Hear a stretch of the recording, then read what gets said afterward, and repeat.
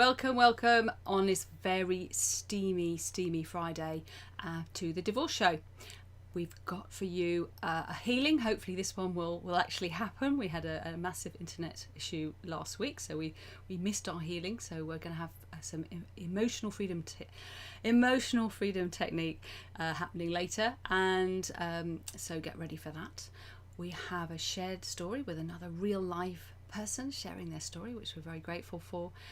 And we have Jonathan, who was sharing his story last week, but this time he's back as the expert in his, as he is in fact a divorce coach. But first of all, we are going to the divorce news. The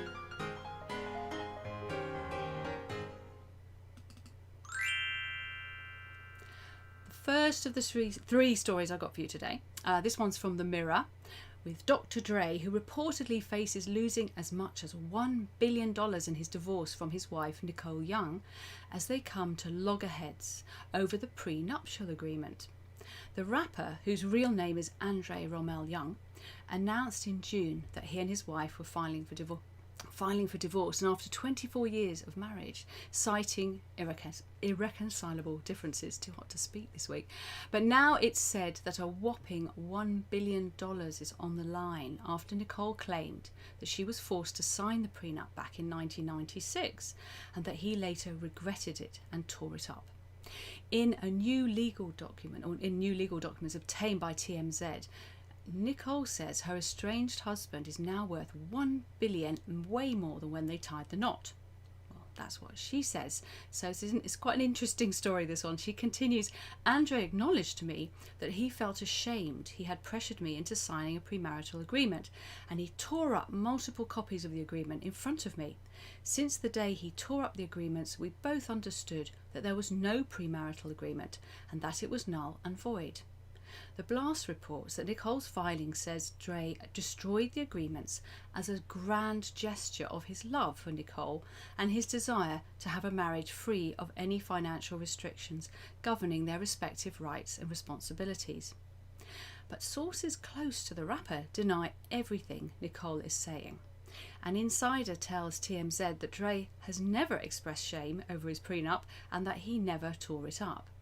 They say Nicole, who is a lawyer and had her own lawyer as well, had a clear choice on whether or not to sign the agreement. The sources insist that Dre has made it clear that he will pay spousal support as well as all of Nicole's expenses, but that she wants a bigger chunk of his cash and is claiming that he made most of his fortune during their marriage. She's reportedly asking the judge to separate the divorce from the prenup issue. Nicole claims Dre is worth $1 billion, but Forbes had put his new net worth at an estimated $100 million. It's another world, isn't it, all these numbers? But what interested me about this story was, first of all, the idea that you'd separate the prenup from the marriage, but the whole point of a prenup is that you avoid this sort of argument and fight. And to be fair, there may well be people who do feel pressured into creating a prenup, but it should be fairly straightforward. Either he's got a copy of it signed or he hasn't. So it'll be interesting to see what happens with that one. The next story, we go to Belfast, or to Northern Ireland anyway.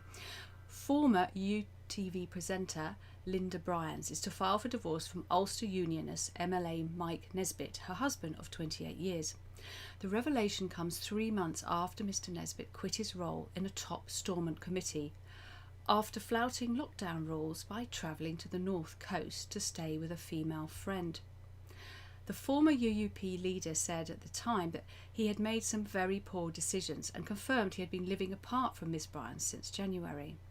Mr Nesbitt, 62, said this had been a stressful and difficult period, and apologised over revelations he had made a number of trips to stay at a property in Port Ballintrae, County Antrim. The Belfast Telegraph goes on to say that, speaking to the Sunday World newspaper, Miss Bryans confirmed her marriage to the Strangford MLA was over. The journalism lecturer at Belfast Met said, "I've had enough. I'm filing for divorce. I'm heartbroken, but I will get over it. I am a strong woman with amazing friends, a fantastic family, and they have all rallied around me," she said. I'm not going to air my dirty laundry in public, but we have been together for over 30 years, married 28 years. Our wedding anniversary was last month. The 58-year-old said she was publicly humiliated by her husband's secret lockdown meetings with a mystery woman. While she had been prepared to reconcile to save the relationship, Miss Bryans added that she was consulting divorce lawyers. I had hoped for reconciliation some months ago, but we are past that now, she says. In May, Mr Nesbitt resigned as Deputy Chair of the Committee for the Executive Office, which advises government ministers, after breaking the lockdown regulations outlined by his party colleague, Health Minister Robin Swan, advising against unnecessary journeys in a bid to stem the spread of the coronavirus. I'm sure there was somebody else in government who did something similar. Anyway, this party leader, say Steve Aitken, accepted his resignation because this politician decided to actually resign over this, but said the former broadcaster made a huge mistake and he had accepted what he did was wrong. Before entering politics, Mr Nesbitt began his career as a broadcaster, firstly with NBC Northern Ireland before later joining Ulster TV in 1992. He became one of the channel's biggest names, and it was during his time he co-hosted UTV's evening news programme with Miss Bryans. The couple also presented a weekly religious series together, Sunday Morning, for Anglia Television between 1999 and 2001, as well as 2 series of a house and garden series, Home Sweet Home, for Ulster TV. Well, let's hope they can make the break as peacefully as possible. It must be very difficult though when you have got that whole humiliation thing going on, because let's face it, it's the press putting it out there that's causing even more, making it worse for her and not really helping. So hopefully she does manage to steer an even keel through this. And the last story today, before we move on to our expert interview, is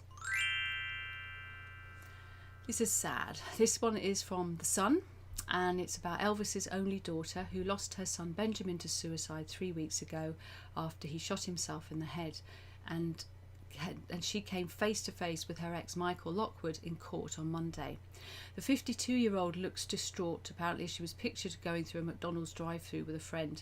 The former couple, who split in 2016 after 10 years of marriage, are involved in a private court battle expected to last until the end of August, which will finally end their marriage 4 years after they split.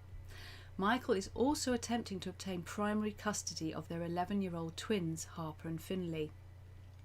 An insider told The Sun exclusively that Michael has hired Joseph Yanni, partner of an LA-based Yanni and Smith law firm, a powerhouse attorney who represented the Church of Scientology for years before severing ties. In court documents filed last week, Michael expressed concerns about his ex, Lisa Marie, relapsing into drugs and alcohol, along with guns, at the family's $1.8 million residence in Calabasas after Ben's tragic death. Lisa Marie Presley's son shot and killed himself in her home, although she was not there at the time, he wrote in papers filed last week. He further alleged, with all due sympathy and respect, this creates a new and unaddressed twofold problem: the safety of the children and the greater likelihood of Presley to relapse into drug and alcohol dependency. The reason I find that story interesting is with a lot less money on the table, I do tend to come across some divorces where you've got people who are has drug or alcohol problems which haven't been dealt with, and very worried about the children spending time with them. And this is an ongoing issue which I don't think is very well managed by the system, shall we say.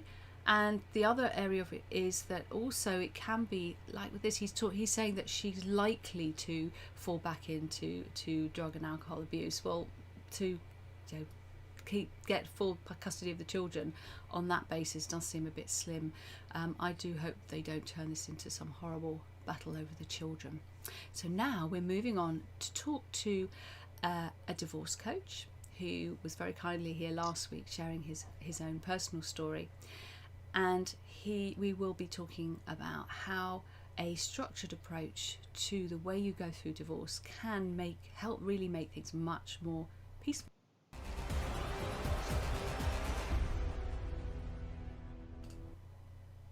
Hello, Jonathan. Welcome to the show once again. And thanks, Susie. Glad to be here. So let's get straight down to it. I mean, if I'm throwing this at you a little bit, but with that last story about Mrs. Presley and what's going on there, when we're fairly friendly with each other and we have a split, that's very different from when there's drug, alcohol problems. There's maybe a lot of water under the bridge. What level of conflict are you able to help someone deal with? Because presumably you're working mainly with one person. So I'm guessing it's whatever's going on, you'd be able to help them as a divorce coach. Yeah, absolutely. And I think it's important to recognise where a divorce coach can start and where they can end in the advice and the coaching they can provide. And often in certain circumstances, there is specialist areas that need to be brought in to help and advise and guide that is beyond my expertise. And you get the cases where there is an element of abuse, drugs, alcohol, and a real worry about how that separation is going to and divorce is going to take place. And it's sad that it happens, but it does happen, and you have to make the best of it, and try and navigate it as positively as possible, whilst respecting the other party in what is often a difficult circumstance that sometimes they may have lost control of themselves. And what was interesting, what you just said there, was that there's sort of demarcations, aren't there? And I think it'd be really useful to talk about counselling compared to coaching, because it's very different. In many ways, I feel it's quite different, and the place you're emotionally and psychologically to how well you access one or the other, or sometimes both at the same time, is different. But there's a lot of confusion around it, not just from people who are going through divorce, but divorce lawyers and mediators. So I had recently a mediator referred someone to me because he said, he told her she needed to see a therapist to have some a counselling because she was so emotional in the mediation sessions, which is a perfectly reasonable thing to do. And he sent her to me to help her find someone. But actually, when we talked together, there were many other things that were causing the stress that we didn't. In the end, she didn't need to go see a counsellor, put it that way. Though if she had done, I would definitely, or needed it, I would definitely have sent her in that direction. So perhaps you could say a little bit about how do you know when someone perhaps would benefit from counselling, because actually that's quite a good way to, and when really they just need what you're doing as a coach to help illustrate the difference between the two. I think that there are some deep-rooted aspects that are often there from the past, either from the relationship or of growing up, then some of those areas are not certainly a coach's area of expertise to unpack and try and guide a client through. And from a coaching perspective, I look at where you are now to move you forward, not to look retrospectively at what necessarily has happened and what has been the makeup of that. There are some aspects of coaching that look at limiting beliefs, but those are about shifting you forward rather than where they originated from and how you can reflect and retrospectively look at it. So if there is a need to unpack those and something needs addressing, then naturally one will guide them down the specialist area that they need to go through, rather than try and make it up, which is not where as a coach you want to be. You want to be able to help them move forward. And there are some clients that want to go and have that and need that counselling therapy aspect. And then there are others that say, okay, the past is the past. I now need to move forward to get to the other side of this. And I often say to use it as a catalyst for positive change in my life, and recognizing that this is a moment in my life. I'm naturally going to fear a whole series of emotions, but you can start to use those and harness them to move you forward.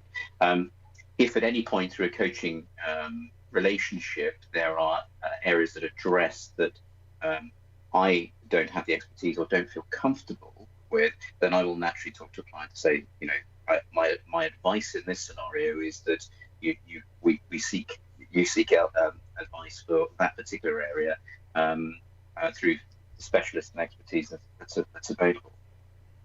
And so with the way that you do, which is much more focused on the future, because big issue often people have is when they're going through divorce, they don't think past the divorce. They can't imagine a happy future, which is obviously going to massively impact on how they then progress through it and what kind of a financial deal they want, because their foundations are not forward thinking. But you have quite a structured way of doing that, don't you? Perhaps tell us a little bit about that. Yeah, absolutely. I describe it as 4 C's, having gone through my own divorce, and helping others navigate it. It's around having clarity on what you want your future life to look like after divorce. And often when we're going through divorce, we wait for that piece of paper to come through to say we're divorced, only then to say, well, I'm divorced. What now? And you can often then go back into a sort of emotional roller coaster and start to hit a pit if you're not careful. But actually, what I encourage clients to do is to actually use the divorce as to throw everything into the divorce and design what your future looks like. Now, in many cases, with clients who are in difficult circumstances or just being told by a partner that their marriage is over, it feels as though that's the wrong thing to be thinking about. But the nature of looking to what does life look like after divorce, and who do you want to be? What's your identity? Because our identities often get lost because of they're wrapped up in our marriages, and we lose the sense of who we are. What do we want life to look like? Who are we as an individual? What characteristic traits do we have we've got that perhaps has been suppressed over the years?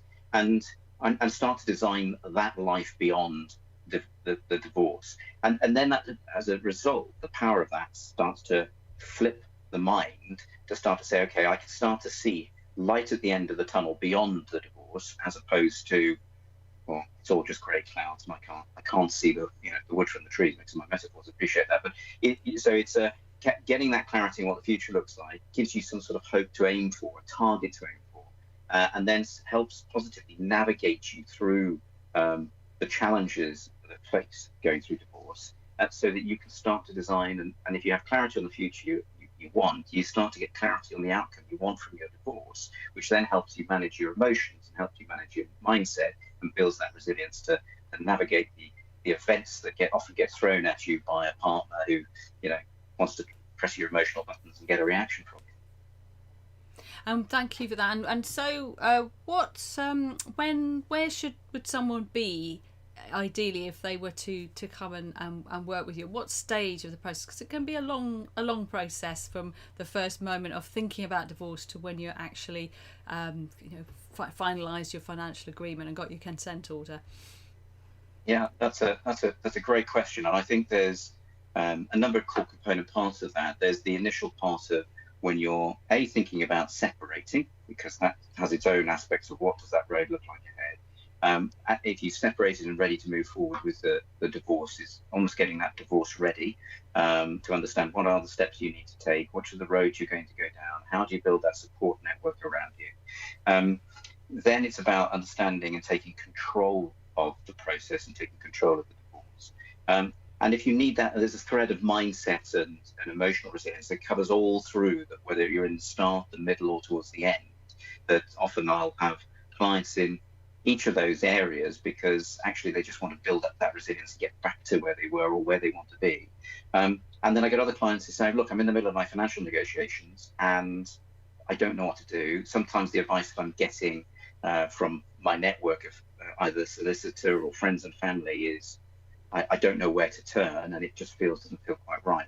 And how do I apply professional negotiating techniques to what is effectively a business transaction at the end of the day, with a lot of emotional noise around it? So there's a number of component parts. It's almost the start and the middle, and not quite towards the end, but you're in that sort of negotiation piece. That if you've felt you've lost control, you can then start to regain control and start to use the techniques that professional negotiators use to negotiating your divorce to get the right outcome for you that is still fair and equitable. It's not about trying to take somebody to the cleaners. It's not about that, but it's ensuring that you are doing the right thing for you and understanding the techniques that others might be applying to you, and how do you respond to those. And of course, that's very empowering. And none of this really happens much if you get dragged into court, but it's very useful if you're going into mediation, for example. And I think I personally believe that coaching prior to going into mediation can transform the success of that mediation, because as that, you're more confident, aren't you? You're more focused, and and it is that balance of, you've got to have your own needs clearly laid out, and boundaries, but at the same time, as you say, making sure it's fair. And emotionally, that can be hard when you're really angry with the person. So I think the emotional support that you provide, the practical support, is really essential for people at any stage, but especially if they're going into mediation. So how do people get in contact with you? Obviously, on when people watch this, you'll be adding a link and information. But what's the best way for people to get hold of you? The website is fearlessdivorce.com, and I operate what I call free divorce strategy calls. People can book a call and have a free session with me to understand where they are and get them on the right path. And then if there's a right fit, we can see whether there's an opportunity to work together. But sometimes there isn't, and that's absolutely fine. But it's in nature trying to get people onto the right path and feeling more confident by the end of that call. Or alternatively, I can be emailed at jonathan@fearlessdivorce.com, and I'd be happy to help and advise where appropriate. And one point I just wanted to make as a final statement is that the resources for navigating one's divorce are all within each of us. And a job as a coach is just about pulling that out and getting the person onto the right path, and then taking ownership and feeling empowered by it. And that then often sets them up for a much more positive life after divorce. You can use divorce as a real transformation for you in your future life, and that's something that people just don't see, and quite rightly they don't see it initially, because it's just clouded with a lot of anger, frustration, and all the challenges of an emotional roller coaster that come with it. That's a great way to finish. Yeah, and couldn't agree with you more. Thank you so much for coming on the show, Jonathan, and see you again and in a later episode, no doubt. Bye for now. Thank you. That was very useful. Yeah, so fearlessdivorce.com, and obviously I'll make sure for people watching this, when it goes out a bit later, I will add on his contact details. And we're going to do a little bit of learning now and get ready for the divorce masterclass.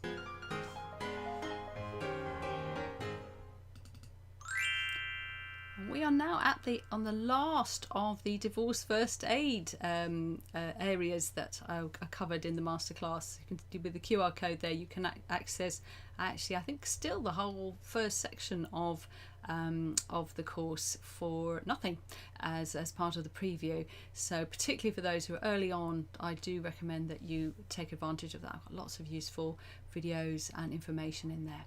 But we're going to talk now about disposable gloves. Even today, Groucho Marx's words on the subject of divorce resonate. Hollywood brides keep the bouquets and throw away the grooms. So don't think that you can put on a pair of sterile gloves and protect yourself from being tainted by divorce or family breakup. You see, it's not catching. The sterile gloves are to protect the other person, not you, from harm. A bit like with the whole mask thing going on at the moment. There's a lot of misconceptions around divorce and many judgments. I just certainly remember feeling as if I was somehow infectious when my initially split from my children's father. In fact, for quite some period of time, all the dinner parties dried up completely, and it did begin to feel like I was somehow infectious. Here's some scary stats for you. So if you've been diagnosed with cervical cancer, your likelihood of getting divorced is 40% higher than standard rates, according to these statistics. It's 20% higher if you've been diagnosed with testicular cancer. So it's very easy for us to listen to that and think, oh, divorce is really, it obviously can be bad for your health, but you didn't think it was that bad. If both you and your partner have had previous marriages, you're 90% more likely to get divorced than if this had been the first marriage for both of you. That's another statistic. But what's the real truth behind these statistics? It's always good to look a little bit further. Norwegian cancer registry researcher Astrid Seiss reckons that cervical and testicular cancers are linked to higher divorce rates because they affect sexual activity and afflict mainly young people. In contrast, Seiss also found that breast cancer survivors, an older group, are 8% less likely to divorce than their counterparts who have not had breast cancer. So it's more to do with the ages of the people than anything to do with the divorce. Now let's have a look. Are second marriages doomed to fail? I've certainly heard that stated many times. Well, there's a lot of data that also shows that second marriages should be more successful than first marriages. But this statistic is skewed by serial marriers, and no one has yet found a way to take the Larry Kings and Elizabeth Taylors out of the equation. So it's just very hard to actually get to the true data there. But if you're on a second marriage, do not assume that that's going to mean you're more likely to divorce. Busting the divorce myths. Here we go. The following data is from the Office of National Statistics in the UK, but it's been analysed by Harry Benson, Communications Director for the Marriage Foundation, in February 2013. He talks about the 7-year itch. Apparently, it's a myth. For over 40 years, divorce rates have been consistently at their highest between 3 and 6 years after the marriage. After peaking between 3 and 6 years, the likelihood of a marriage ending in divorce decreases with each year thereafter. Recession raises divorce rates. It's a myth. The divorce trend has remained constant in the UK despite recessions, booms, and cultural changes in social attitudes. The other one is that second marriages, as we were saying earlier, are more likely to fail. Luckily, this is also a myth. The second marriage for the husband shows a lower divorce rate than if it is the first marriage, possibly because the first marriage could have been a slide, whereas a second marriage is more likely to be a conscious commitment. You see, it's easy to jump to conclusions and to make judgments based on skewed perceptions of the information at hand. You'll have your own judgments, your own stuff from the past that you will unwittingly and unknowingly dump onto the other person who's navigating the divorce and make their life even harder than it is. So whether it's your spouse that you're having these preconceptions and ideas about, or someone that you care for in your family or in the workplace, just be really aware about the biases and the ideas that you've got in your head, because you can actually encourage them to think negatively about things that they don't need to. Now, that doesn't mean that you have to avoid the person going through divorce like they've got some kind of a disease, of course, but it does mean you need to have some awareness about what is happening to that other person is affecting how you feel. So don't withdraw from people who are going through divorce because you're just awkward, you don't know what to say. Just going out for a drink with you or spending a little time with you and talking about other things could be a lifesaver for them. But just be aware of your own judgments and that you don't inflict them on them, and stay open-minded, particularly when it comes to not joining in with battering the other person in the marriage, taking sides. Not a good idea. I read a book called The Lost Boy a few years ago. It was about a foster child who encountered prejudice because in the 1970s America, people treated fostered kids as if they must have done something wrong to be cast out by their family. Of course, the reason this child was taken away from his family was because he was being horribly mistreated by his alcoholic and mentally ill mother. But other families didn't want to believe that parents could be cruel to their children, so instead they blamed the children for ending up in foster care. I believe that hopefully that has changed now, but in the 70s this was very much the case. Very powerful book called The Lost Boy. I highly recommend it.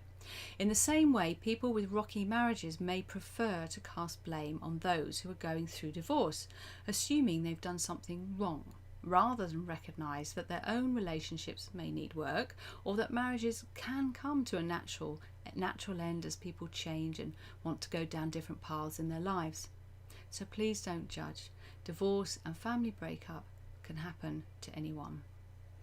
Helen Rowland once said, "When two people decide to get a divorce, it isn't a sign that they don't understand one another, but a sign that they have at last begun to."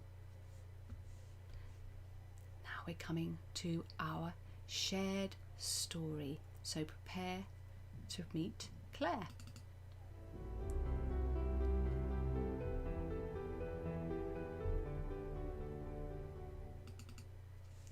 Hello, Claire. Thank you so much for joining us. And you're on holiday as well, so it's particularly kind of you to make time to come on the show.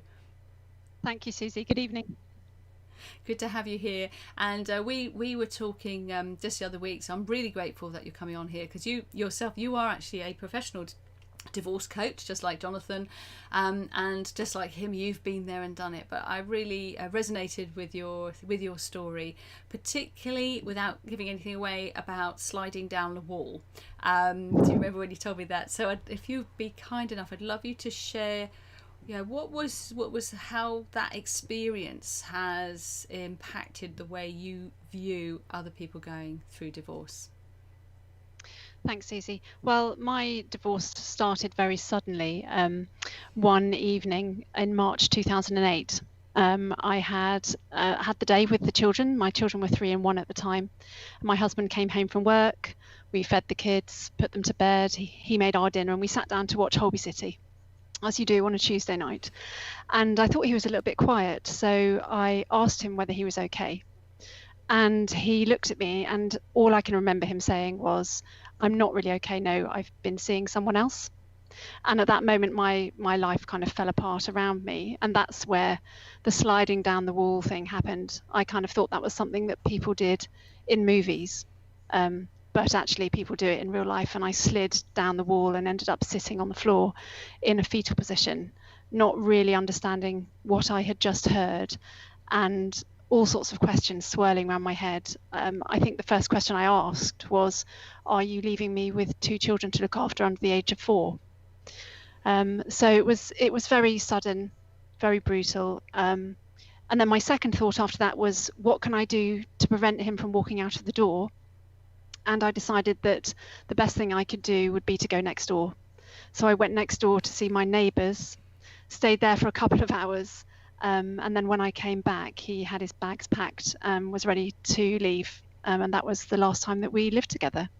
So it was very sudden. I often compare it to a blanket. You've got your whole life in a blanket in front of you, and it gets thrown up into the air, and bits of it might fall back on the blanket, bits of it fall to the side, bits of it fall behind you, bits of it in front of you. And that's what it really felt like. The whole of my life was thrown up into the air in one evening. So it was very shocking. Yeah. And when that happened to you, did you even know that divorce coaches existed? No, and I'm not sure that they even did at the time. There may have been 1 or 2, but no, there was a lot of counsellors around, but certainly nothing along the lines of a divorce coach. And I wish that they had, because that was what I would have liked at the time. Somebody to help me put my focus back on me, to help me get clarity around my options and my choices, and to help me take back conscious control of my everyday life. Because at that moment in time, it felt like everything was very out of control, very uncertain, very confusing, and massively overwhelming. And when you talk about that shock and utter confusion that happens when you first hear, the infidelity definitely does make it additionally, I think, difficult. But it's just the fact that, as you say, you're suddenly on your own with these small children, and your whole life has been turned upside down. I found when that was happening to me that other people's views were that, well, if he's done something as dreadful as that, they had a sort of expectation that I was going to kind of take some sort of vengeance or be angry, and that it's almost like they wanted me to behave like that. And the more I looked at the children and thought, that's not going to work, we have to find a better way to do this, that just seems, some people seem to find that quite challenging. Did you have anything like that in your experience? Because you managed your quite well, by the sound of it, from our conversation. Yes. Well, one of the first things that I decided was that the children were the important people here, and so we needed to divorce in a way that was healthy for them, and that would enable both of us to support them right the way through. I mean, we had many years ahead of us of having to co-parent together these 2 boys. So one of the first things that I decided was that after I had kind of allowed myself to wallow in my feelings I gave myself 3 months, I would be dignified at all times. And I kind of used that as a mantra every single day: dignity at all times. So I made sure that whenever I saw my ex-husband, that I wore nice clothes, I put on some makeup, I made sure that I felt strong inside myself, and I maintained my dignity as far as I could at all times. I mean, there were moments when it went, of course, but yeah, most of the time I managed to maintain that dignity. And ultimately, that was what enabled me to build my resilience and handle it really strongly, because having that dignity gave me calm, and it gave me the ability to look at what I could control, what I couldn't control, and know the difference between the two and focus on what I could control. And ultimately, it helped me to find some of the upsides in my situation. I began to realize that there were actually benefits to this. I could have a babysitter and go out when I wanted. I could cook dinner with ginger, because my ex-husband hates ginger. I could have dinner at whatever time I liked. I could eat with the children. I didn't have to cook twice. All of these things, I began to see were upsides to my situation, and that flipped it around for me and made it feel much, much better. I remember feeling a bit guilty as I started to notice the benefits, because it's like, oh, I'm supposed to be a victim. But I think it's really important that you can be a victim for a while. I love the idea that you gave yourself 3 months, and it is so important not to. Yeah, you've got to pick yourself up to an extent because you've got the children, but you do have to allow yourself to grieve and feel. But that's not the time to be trying to go into mediation or have financial discussions. You have to take that space, don't you? Because it's trauma. And how long do you think it took for that sort of trauma to work its way through? Did you have to do anything in particular to speed up that process? Because some people seem to stay there for a long time. I think it was interesting because that choice that I made to allow myself to wallow for 3 months, I think started to train my brain, and my brain actually began to feel better after 3 months because it expected to, because that's what I was telling it was going to do. So after that 3 months, I really did begin to notice a difference in myself. I think you're right in terms of not entering into the legals at that particular point in time. I wasn't in a place where I could do that, and I was lucky enough when I interviewed or went to see the first lawyer that I met. Her first piece of advice, and in fact the only piece of advice I remember from that first meeting, was you don't have to do anything just yet. Wait until you know what it is you want to do and work out what your priorities are. And that was really important advice to me, because it gave me permission not to rush and not to do anything before I was ready. And that then helped me with the dignity at all times as well. I didn't feel I was being rushed into do anything before I was ready. That's fantastic advice as well. So thank you so much for your shared story, and I look forward to catching up with you soon and getting to know even more about the work that you do. Thank you. Thanks, so much, Susie. Claire. And now we are having our roundup. Just very quickly, I'm going to run again the short workshop video because I really like it, and I'm really grateful to the Wellers Law lawyers who let me use kind of the outtakes for some bits of it, because I thought they were it was a great way to show how human they are. And this is the divorce financial workshop that's happening on the 10th of September in the evening in the UK, and I would love to do some US ones. Hint hint, if there's any lawyer firms there who would like to do something like this.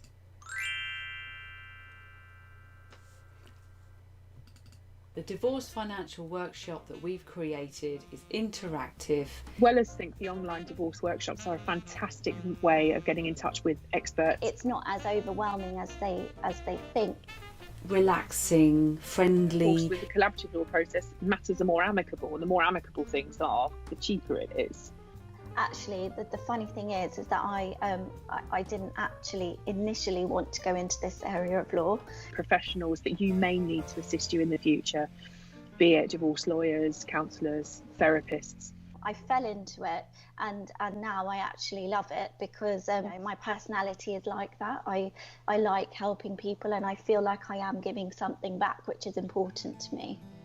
You're going to get key information that you need sitting at home through the computer. The biggest mistakes that I've come across, burying their head, not dealing with things. Family dynamics, if there's a second relationship. Yeah. Using children as a tool against the other. Putting assets into trust for the benefit of children. Thinking it's going to be cheap and quick. Guardianship for children, inheritance tax. That's quite a big one. It also provides you with access to other professionals that you may not feel you need to be speaking with at the present time, but you may need to in the future. The problem in most cases is that people are just not well informed, and keeping people informed is extremely important, because they also then are aware of their options. I've been collaboratively trained for around 13 years now, and I've conducted a number of collaborative matters. I haven't had any that have failed. Collaborative law can be a much cheaper and time-efficient solution. It gives you the opportunity to reach an agreement rather than one being imposed on you by the court. It's a really fantastic process to engage with.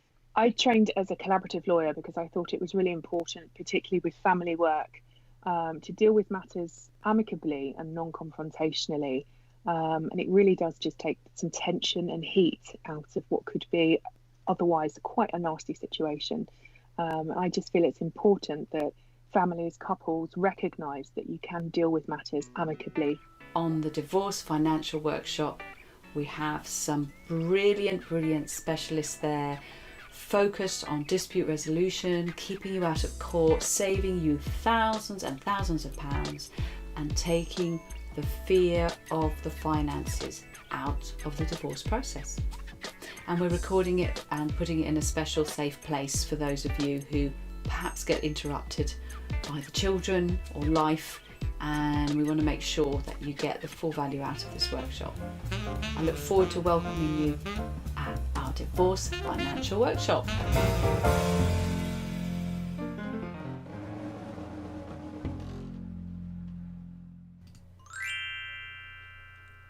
And this is our free divorce group on Facebook that you can come on in and join us, and you'll be able to find out more about the Divorce Financial Workshop in there, of course.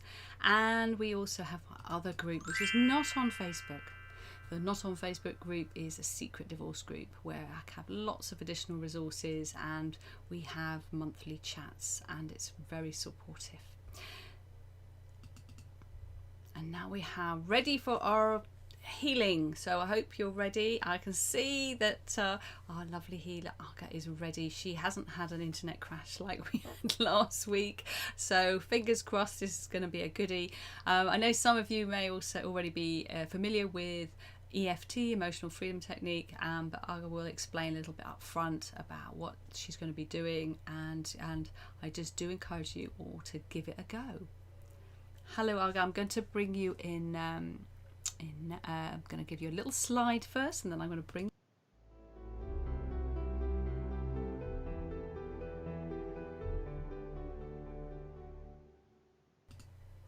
Welcome Aga. Kahinde, emotional freedom technique. Do you have a name for your business? I mean, I've put. Good evening. Hello. No, well, it's my name. I'm also a professional coach, like my pre-speakers. So we are in a really good company. Thank you. So it's just simple, Aga Kahinde, and that's the name when you can find me as my business.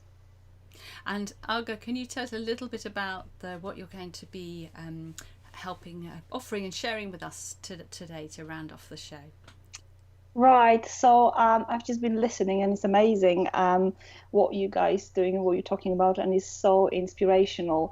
And I suppose what I do in my day-to-day work is I do help people going through challenging times in their life, and the common denominator for all of the things that I'm working with is stress. So I would like to offer a little bit of EFT for stress, and what will probably be the most important thing that we will use EFT for is to reduce the stress as quickly as possible.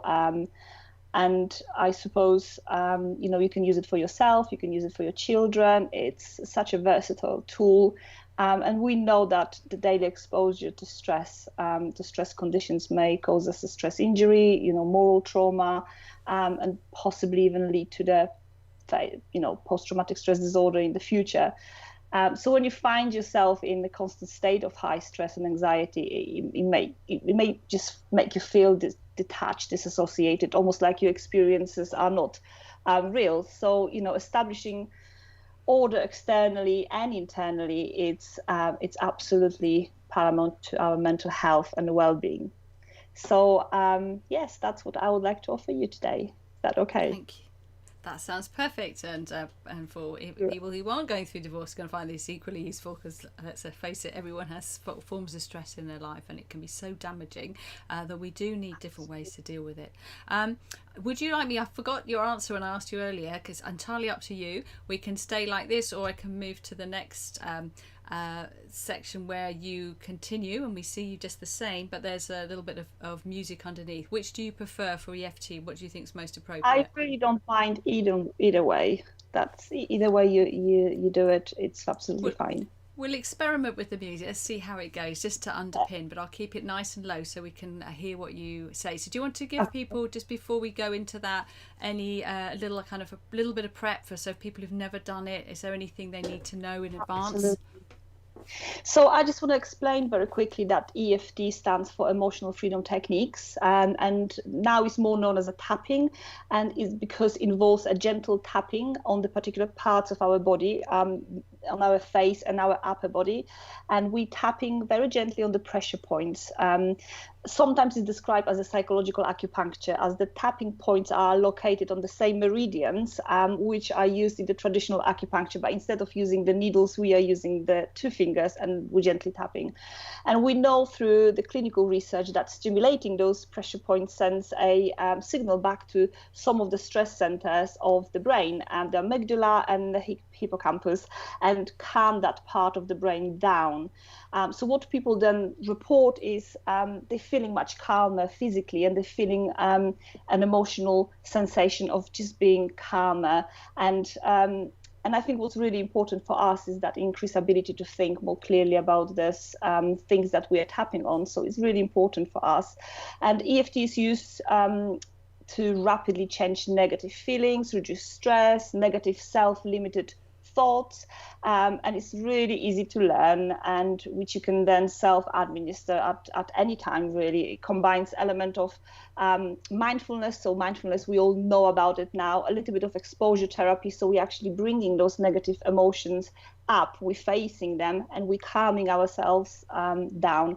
And acceptance and positive affirmation, which is absolutely amazing. And that somatic element, the tapping itself on the body, it makes biological changes as well. So we're reducing the amount of stress hormones like testosterone, adrenaline, and it's absolutely amazing.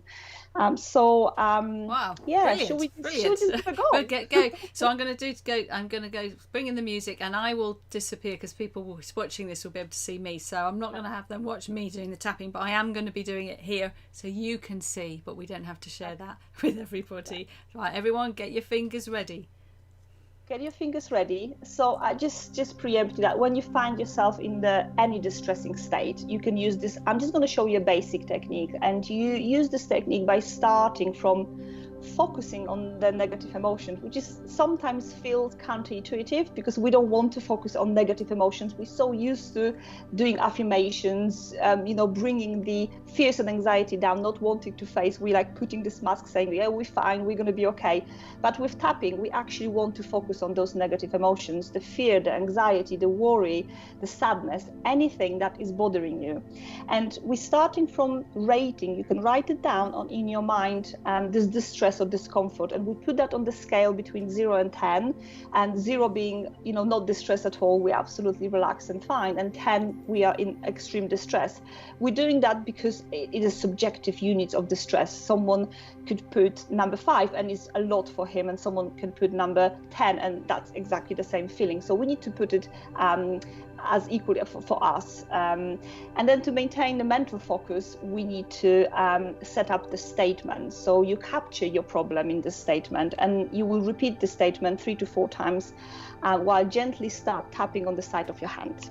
Okay, so I thought it would be good to tap on the common issue, which is stress. But for all of us, when we're going through challenging times, that stress comes up to us in the form of racing mind. So I thought racing mind will be good, and it affects us on any stage and any ages as well. So you can do it for yourself, and if you have smaller children or even teenagers, you can tap on that with them. So just start from taking a deep breath. So in and out, deep but gentle breath, and notice the race of thoughts that is happening in your mind right now. If that doesn't happen right now, think about the last time that you had this racing mind when, you know, the thoughts were just coming and you couldn't stop them. I must say this often, is how your mind is just before you go to bed on when you wake up in the morning, and it can either make another sleepless night or set you up for the day with unhelpful mindset. So just for a moment, I want you to observe and notice how active your mind is right now and put it on this scale between 0 and 10. And now gently start tapping on the back of your hand, just here, and we just very gently tap. I would suggest doing that with your dominant hand. So if you're right-handed, gently tap on this flashy bit of your left-hand side. And you repeat after me, either out loud or in your head.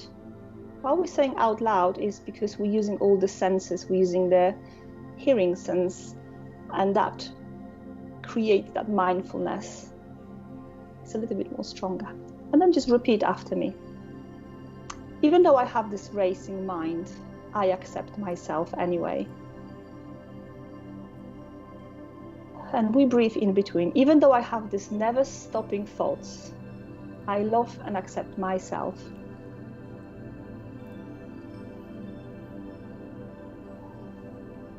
Even though I'm frustrated, disappointed with myself, and just simply exhausted,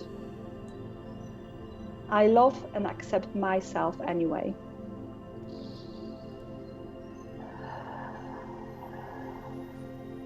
Even though I'm exhausted and my mind is just keep going and never give me a break, I give myself permission to relax and accept how I feel right now.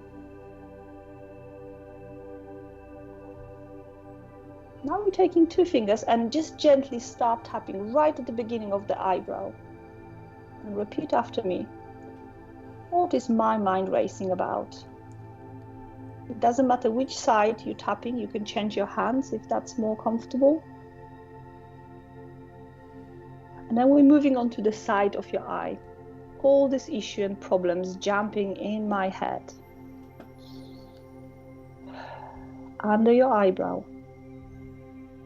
All those racing thoughts. Under your nose, those racing thoughts. On your chin, just on this indentation here, my mind is constantly on alert, constantly looking for solutions.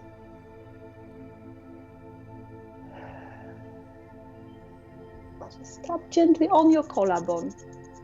Solutions to all my issues and problems.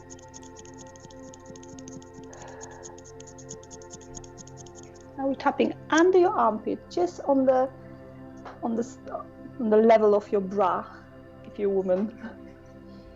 And it seems like I have a lot on my mind. And on the top of your head, this racing mind. We're going to do one more round, just the beginning of your eyebrow. It keeps me awake and I can't relax.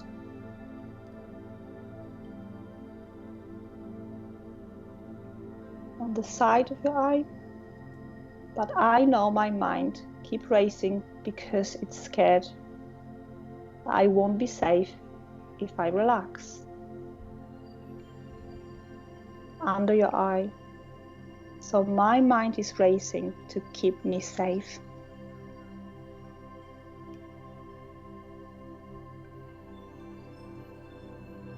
Under your nose, it doesn't know that now is safe to relax. On your chin, so I give myself permission to relax right now. On the collarbone, now is safe to relax. and just let go of all these racing thoughts.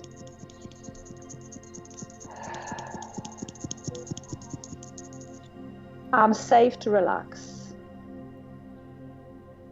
The top of your head. Now I can relax. Very last time, I'm ready to gently quiet this racing mind. On the side, I'm safe to leave all my problems and anxieties and worries until tomorrow. Under your eye, more I tap, more I relax, and I can already sense my mind being quiet.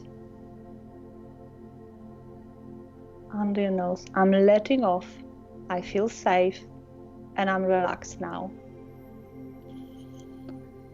So put your hand right on top of your chest, take a deep breath in, out, and in your head re-rate that score using the SADS again.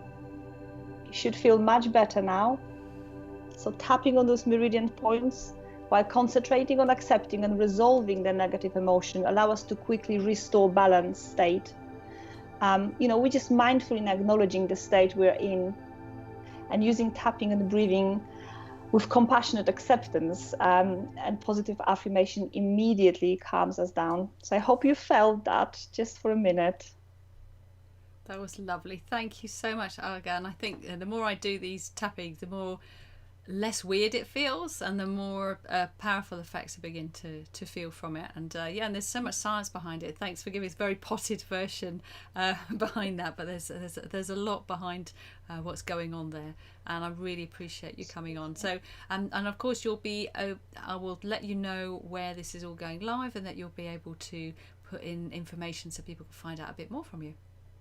Okay. Thank you. Thank you so much for inviting me. Thank you, Olga. Bye for now. Oh, wonderful. Bye. So, calm. I've probably got little red bits all over me from where I've been doing that. So, just before we go and do my little roundup, we've had some comments, which is nice. I haven't seen any come in from Facebook today. I think people tend to watch it on the replay, but it's great to see that Twitter has got a few coming in. Thank you, JB, for saying that. Thank you for sharing knowledge on here. You're helping more people than you know, which is great to be appreciated. Obviously, we've got the usual, stay married, problem solved. But obviously, you, Jeremiah Hearts, perhaps you'd like to tell that to the husbands and sometimes the wives, of course, as well, who decide to leave. I mean, sometimes you're just stuck. You don't have the choice of whether you get divorced or not in many cases. So that's a good thing to hope for, but sadly not the reality. And but I totally agree with you. You don't want to be wife hating, and you don't want to misuse the lawyers. Lawyers can be great, but you've got to use them in the right way, just like everything else. So thank you, though, for all of you for your comments. I really appreciate it. And anyone you know who's going through divorce, a family separation, let them have access to this show, because we are trying to change the way people think about and deal with divorce. And on the battlefield of divorce, in the war of family separation, always make peace your weapon of choice.